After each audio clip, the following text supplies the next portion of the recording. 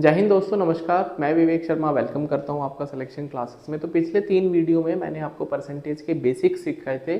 तो सीसेट 2024 का यूपीएससी का प्रीलिम्स की बात करूं या फिर मैं यूपीपीएससी प्रीलिम्स की बात करूं तो परसेंटेज बहुत इंपॉर्टेंट चैप्टर है। तो आज हम सिर्फ और सिर्फ प्रैक्टिस क्वेश्चंस करेंगे, वो क्वेश्चन जो कि प्रीवियस ईयर पेपर में पूछे जा चुके हैं या फिर हो सकता है उसी तरह के क्वेश्चन पेपर में आगे भी पूछे जाएँ।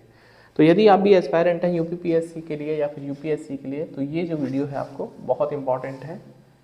तो यूपीएससी सीसेट 2024 या फिर यूपीएससी, और ये परसेंटेज के हम सिर्फ और सिर्फ प्रैक्टिस क्वेश्चंस करेंगे। ओके, तो चलिए शुरू करते हैं विदाउट वेस्टिंग मच टाइम। सीधा मैं आपको क्वेश्चंस पर ले चलता हूँ।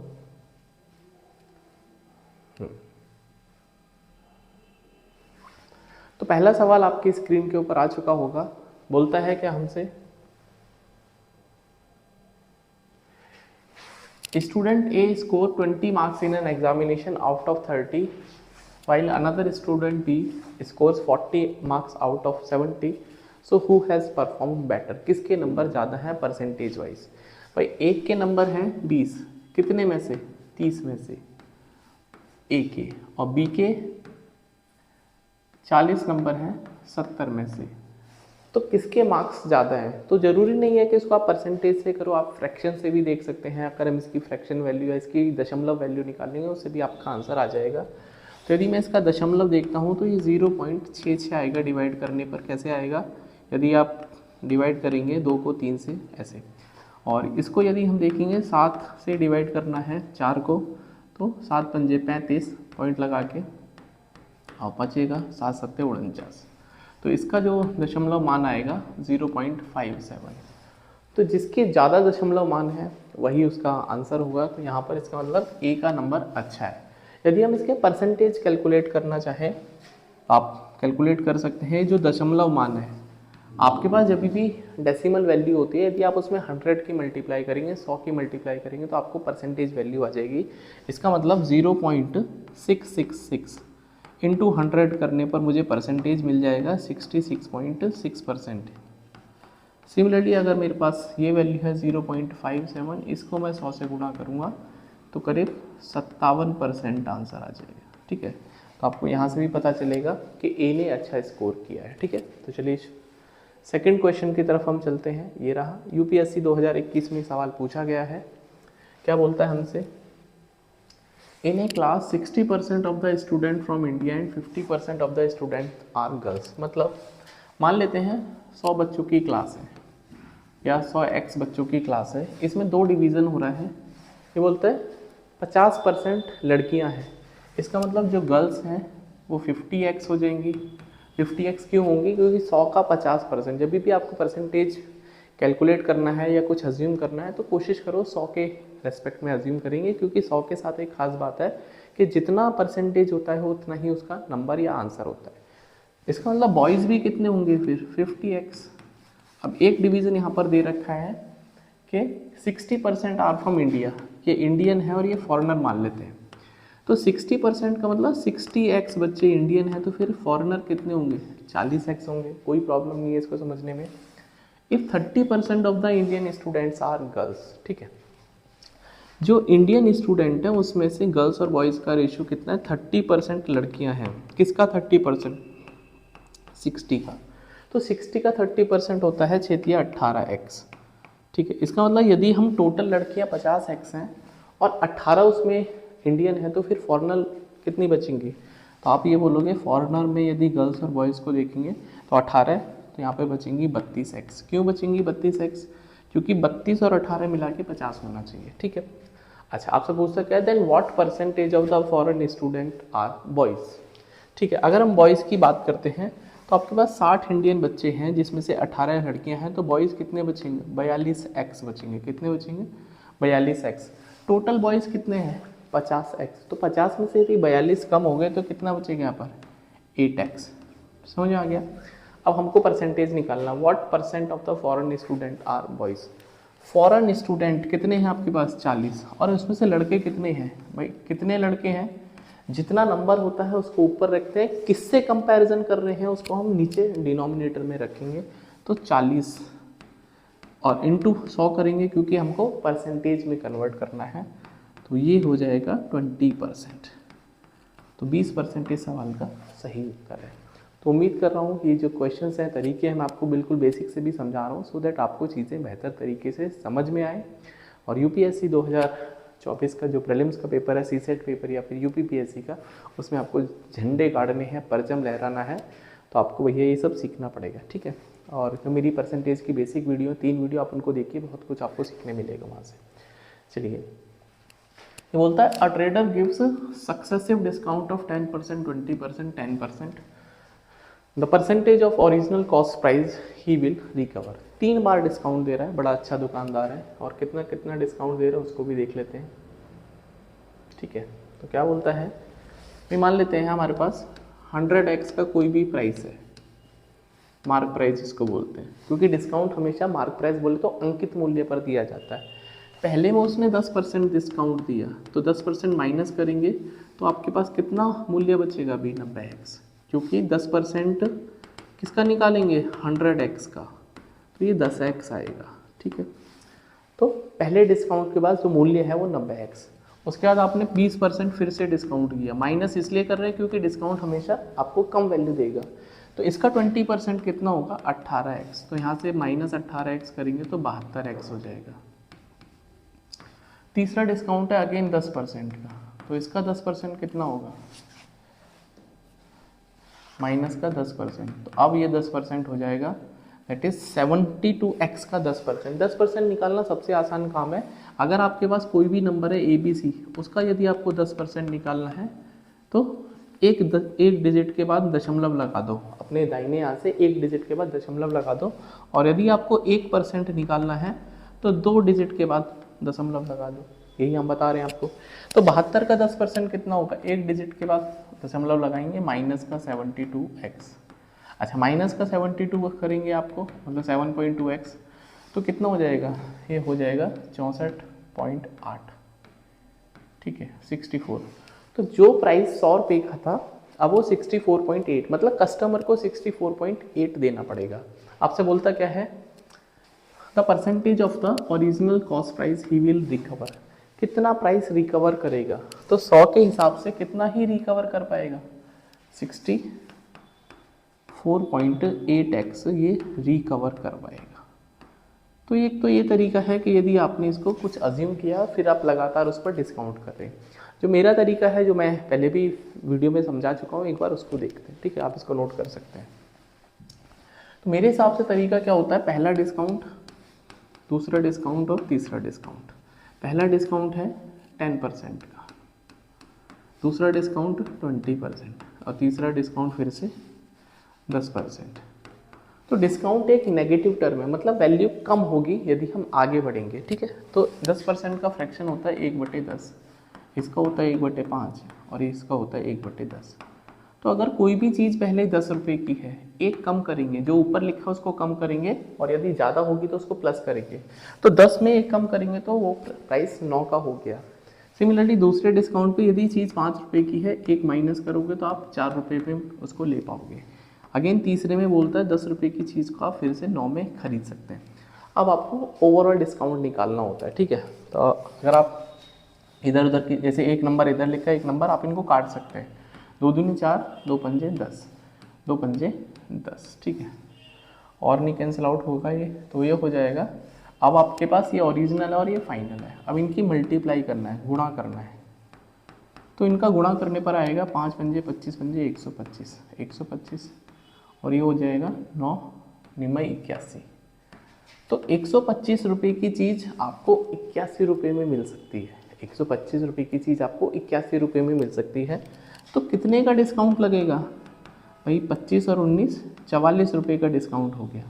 अगर हमको डिस्काउंट परसेंटेज निकालना है तो 44 का डिस्काउंट 125 पर गुणा 100 करेंगे तो 55 25 और 5 से 20, सॉरी 25 का 100, तो 176.5, तो 35 पंजे 175 और तो डिस्काउंट आ गया 35.2%। तो यदि इस क्वेश्चन में डिस्काउंट पूछता तो 35.2% आता, बट आपसे एक्चुअल वैल्यू पूछी गई है जो आप रिकवर कर पाओगे।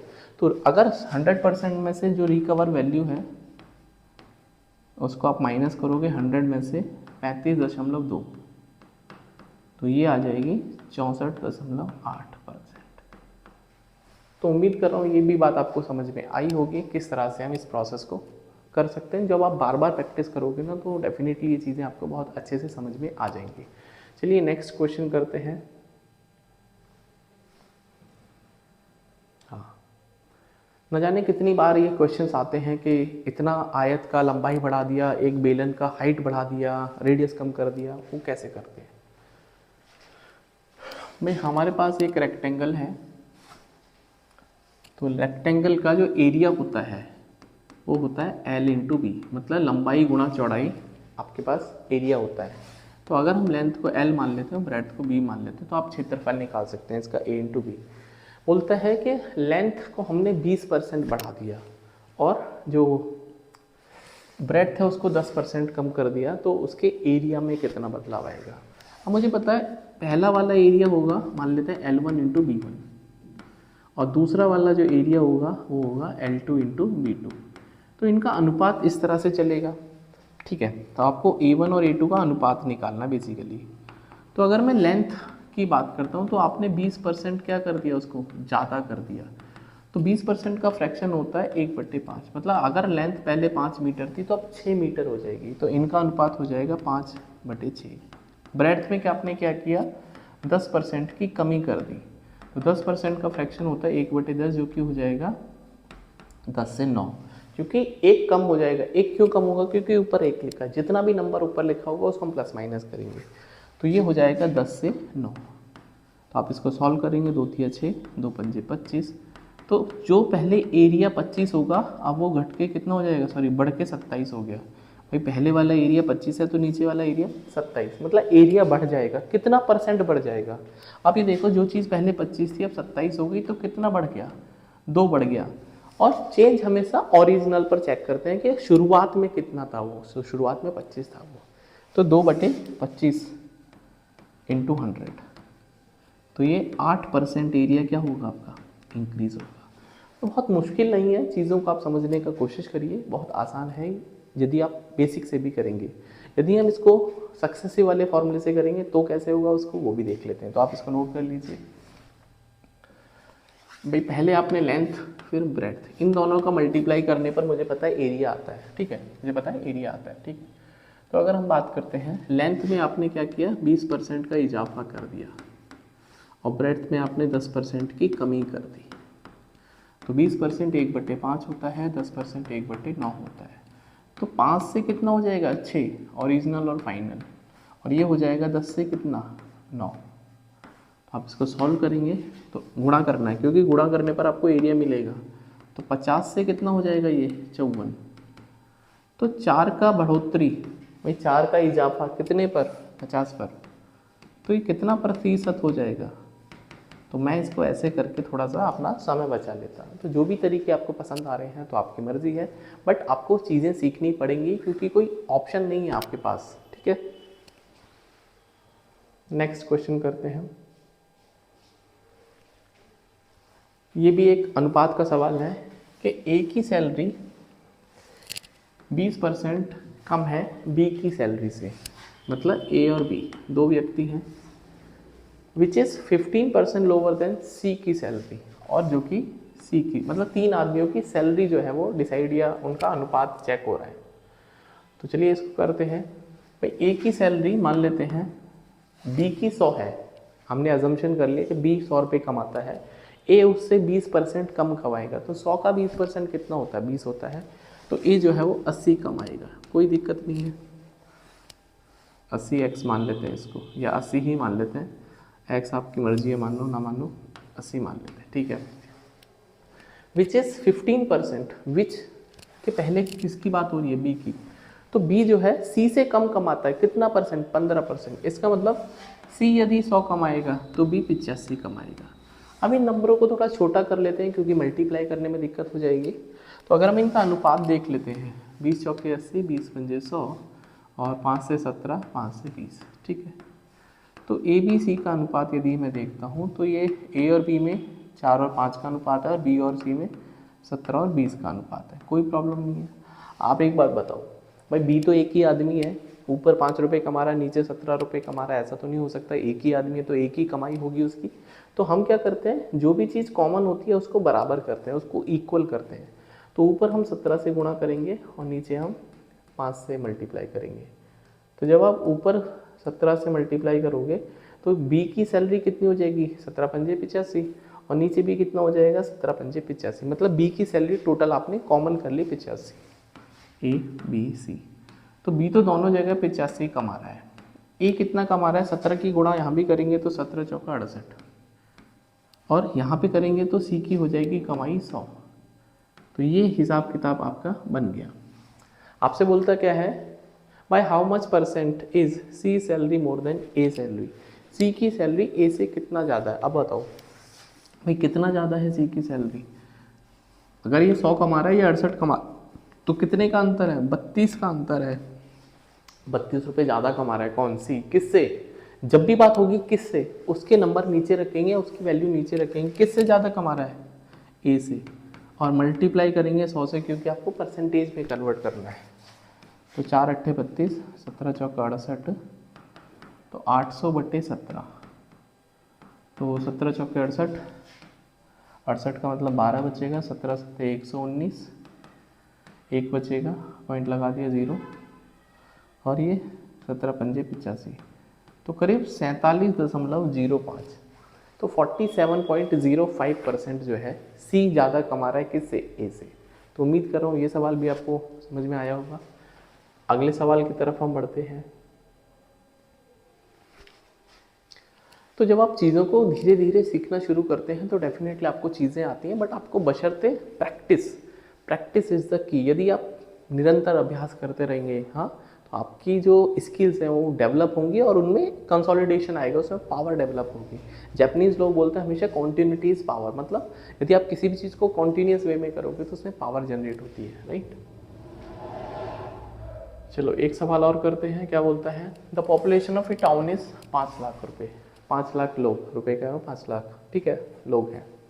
The rate of increase is 20% per annum, find the population at the start of the 3rd year. तो start of the 3rd year मतलब जब 2 साल पूरे हो जाएंगे। अक्सर इसमें बच्चा जो है गलत करेगा, वो सोचेगा 3 साल के बाद निकाल, 2 साल के बाद निकालना पॉपुलेशन। तो पहले साल मान लेते हैं और दूसरे साल। मैं आपको सक्सेसिव वाले तरीके से बताऊंगा, क्योंकि जब पॉपुलेशन बढ़ती है तो वो सक्सेसिव बढ़ती है, पहले बढ़ेगी उसके बाद दोबारा बढ़ेगी या फिर दोबारा घट भी सकती है। तो 20% दोनों साल वो 20% के हिसाब से बढ़ रही है पॉपुलेशन, राइट, दोनों साल ही बढ़ रही है। तो 20% का फ्रैक्शन होता है 1/5। कितना होता है, 1/5। तो पहले साल यदि जनसंख्या 5 थी तो 1 साल बाद 6 हो जाएगी। कितनी हो जाएगी, 6 हो जाएगी। अच्छा, तो सिमिलरली 1 साल के बाद जो जनसंख्या 5 है वो दूसरे साल के अंत में 6 हो जाएगी। तो आपको 2 साल के अंत में पूछा है, क्योंकि बोलता है start of the 3rd year. तीसरे साल ख़त्म नहीं करना, इसको शुरू में ही रहना, मतलब 2 साल के अंत के बाद पूछता है। मैंने आपको बताया नेट परसेंटेज निकालने के लिए आपको हमेशा मल्टीप्लाई करना पड़ेगा। तो 5 25 और 6 6 36। तो जो जनसंख्या 25 थी अब वो 36 हो गई। कितनी हो गई, 36 पॉपुलेशन, ठीक है। तो जो संख्या पहले 25 थी अब 36 हो गई। लेकिन सवाल के अनुसार जो जनसंख्या है वो 5 लाख थी, तो 25 की वैल्यू दे रखी है 5 लाख। भाई कितना, 5 लाख। तो 25 में क्या गुणा करूं जो ये 5 लाख आ जाए। आप ये देखो कितने गुणा हो गए, तो 25 दूनी 50 और 4 जीरो चिपका दो, मतलब 20,000 गुना आप इसमें मल्टीप्लाई करोगे तो आपके पास 5 लाख वैल्यू आएगी। अगर हमने इसमें 20,000 गुना किया तो इसमें भी क्या करेंगे, 20,000 गुना करेंगे। तो 36 दूनी 72 और 4 जीरो यहाँ भी चिपका दो। तो जनसंख्या जो है 2 साल बाद बढ़ के 7,20,000 हो जाएगी।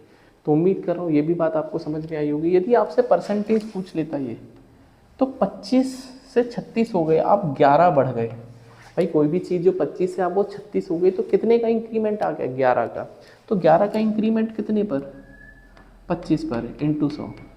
तो जनसंख्या की जो वृद्धि है वो 44 परसेंट होगी यदि हम इसको परसेंटेज में कैलकुलेट करेंगे, बट यदि हमको नंबर निकालना है तो हम नंबर में निकालेंगे। नंबर लेकिन तभी निकलेगा जब आपके पास शुरू में कुछ डेटा दे रखा होगा, ठीक है। नेक्स्ट क्वेश्चन, ये बड़ा अच्छा सवाल है, ठीक है। The population of A town is 6000, ठीक है। तो 6000 मान लेते हैं अभी है। तो इन 6000 जो पॉपुलेशन है उसमें मान लेते हैं पुरुष जो है वो 100 m है और फीमेल जो है वो 100f है। तो 100m प्लस 100f को मिला के आपके पास 6000 आ गया, ठीक है। तो यहाँ से अगर मैं 100 कॉमन ले लेता हूँ तो कितना बचेगा, m प्लस एफ बराबर 6000। तो यहाँ से m प्लस एफ की वैल्यू कितनी हो जाएगी, 60 हो जाएगी। कितनी हो जाएगी, 60 हो जाएगी। कोई दिक्कत नहीं है। अब क्वेश्चन में क्या बोलता है कि पुरुष की जो जनसंख्या है 10% बढ़ गई और महिलाओं की जनसंख्या 20% बढ़ गई और गांव की जनसंख्या कुल मिला के 6800 हो गई, ठीक है। तो अगर हम पुरुष को देखते हैं 100 m है, इसकी जनसंख्या में 10% की वृद्धि करनी है तो पुरुष हो जाएंगे 110 m। कैसे हो जाएंगे, क्योंकि 100 m का 10% जो होता है वो 10 m होता है और क्योंकि ये वैल्यू बढ़ गई है तो हम क्या करेंगे, 100 m में इसको जोड़ेंगे, ठीक है। ये सब छोटी छोटी बातें आपको दिमाग में ही कैलकुलेट कर लेनी है। अच्छा, महिलाओं के साथ में क्या हुआ, 20% की वृद्धि हो जाएगी तो ये हो जाएगा 120f और इन दोनों को मिला के पॉपुलेशन हो गया 6800। तो यहाँ से 10 कॉमन आ रहा है तो 11m प्लस 12f बराबर 680। अब आपके पास दो समीकरण है, दो इक्वेशन है और उनको सॉल्व करके m और f की वैल्यू निकालनी है। तो यहाँ से एक काम करते हैं, f की वैल्यू रख लेते हैं हम 60 माइनस m, f की वैल्यू 60 माइनस m और यहाँ पे चिपका देते हैं। तो 12 into 60 minus F, sorry 60 minus m बराबर 680। तो ये हो जाएगा 11m प्लस 12×72 माइनस 12m बराबर 680। तो माइनस का m बराबर माइनस का 40, भाई उसको उधर लेके जाओगे माइनस का 40 तो m बराबर 40। तो m की वैल्यू 40 है, मतलब m की वैल्यू यदि 40 है तो गांव की जनसंख्या में पुरुष कितने थे, 100 इंटू 40 तो 4000 पुरुष थे और टोटल जनसंख्या 6000 है। तो फिर महिलाएं कितनी होंगी भाई, 2000। 4000 पुरुष 2000 महिलाएं, तभी तो पॉपुलेशन 6000 होगी।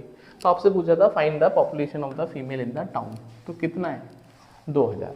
अब ये क्वेश्चन में ये नहीं दे रखा कि बढ़ने के बाद पूछिए, तो हमने इसको शुरू में मान लिया 2000।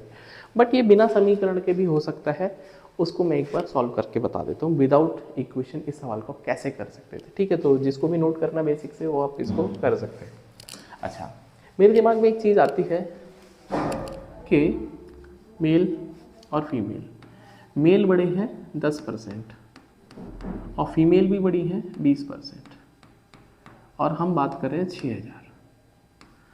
तो अगर हम दोनों को बराबर बढ़ाएंगे तो क्या होगा, अगर मान लेते हैं मेल भी 10% बढ़ते और फीमेल भी 10% बढ़ती तो जो गांव की जनसंख्या है वो भी आप 10% बढ़ती। अगर मेल भी 10% बढ़े, फीमेल भी 10% बढ़ी तो गांव की जनसंख्या कितनी बढ़ेगी, 10% बढ़ेगी। इसका मतलब 10% ऑफ 6000 कितना होगा, 600। तो गांव की जनसंख्या हो जाएगी 600 में 6000 जोड़ेंगे तो 6600, ठीक है। लेकिन गांव की जनसंख्या 6600 नहीं हुई है, वो 6800 हुई है। अब 6800 क्यों हुई उसको समझते हैं। 6800 इसलिए हुई है क्योंकि जो महिलाएं हैं वो 20% बढ़ी हैं। कितनी बढ़ी हैं, 20%। मतलब यदि 10% बढ़ती तो गांव की जनसंख्या 6600 होती यदि पुरुष और महिलाएं दोनों मिला के। लेकिन आपसे बोलता है कि 10% फालतू बढ़ गई, मतलब अगर हम देखेंगे फालतू कितना हो गया, एक्सेस, तो फालतू है 10%। और ये 10% की वजह से फ़ायदा क्या हुआ या नुकसान क्या हुआ कि गांव की जनसंख्या 6800 हो गई। इसका मतलब 200 जो है ज़्यादा बढ़ गया। आप खुद सोच के देखो कि 10% महिलाएं की पॉपुलेशन ज़्यादा बढ़ रही है, उसका फ़ायदा या उसका नुकसान या उसका इम्पैक्ट क्या आया कि 200 पॉपुलेशन ज़्यादा हो गई। इसका मतलब 10% ऑफ फीमेल जो है वो 200 के बराबर है। तो फिर 100% फीमेल किसके बराबर होंगी, 100% फीमेल किसके बराबर होंगी, 2000 के बराबर। तो बिना इक्वेशन के भी सवाल का आंसर हम कर सकते थे। तो इसी वीडियो का हम नेक्स्ट पार्ट लेके आएंगे जिसमें हम आगे के क्वेश्चन करेंगे। तो यदि आप भी यूपीएससी जो प्रीलिम्स है उसको सीसेट वाले पेपर को पेपर 2 जिसको बोलते हैं या फिर यूपीपीएससी को फोड़ना चाहते हैं तो प्लीज़ आप सिलेक्शन क्लासेस को फॉलो करिए। जितने भी चैप्टर्स हैं उनको हम कंप्लीट करेंगे, उनके प्रैक्टिस क्वेश्चन कराएंगे और शॉर्ट्स में तो आप यकीन मानिए कि मैं आपको इतने तरीके या इतने क्वेश्चन सॉल्यूशन करा देता हूँ 60 सेकंड में। यदि आप अपने 60 सेकंड को बहुमूल्य बनाना चाहते हैं तो वो 60 सेकंड भी आपको बहुत काम आएंगे यदि आप शॉर्ट्स फॉलो करेंगे। और प्लेलिस्ट जरूर फॉलो करें यूपीपीएससी 2024 के लिए। उसमें करंट अफेयर्स भी आते हैं, उसमें मिसलेनियस सीसेट भी आता है, उसमें डेली न्यूज़ भी आती हैं, प्लेस इन न्यूज़ भी आती हैं। तो वो एग्ज़ाम में कहीं ना कहीं अगर आपको कोई भी क्वेश्चन इस तरह से डायरेक्ट याद आ जाएगा तो आपका फ़ायदा ही होने वाला है उसमें। ठीक है, तो मिलते हैं नेक्स्ट वीडियो में। तब तक अपना ध्यान रखिए, पढ़ते रहिए, चैनल को सब्सक्राइब करें, वीडियो को लाइक और शेयर जरूर करें। सो बाय, टेक केयर।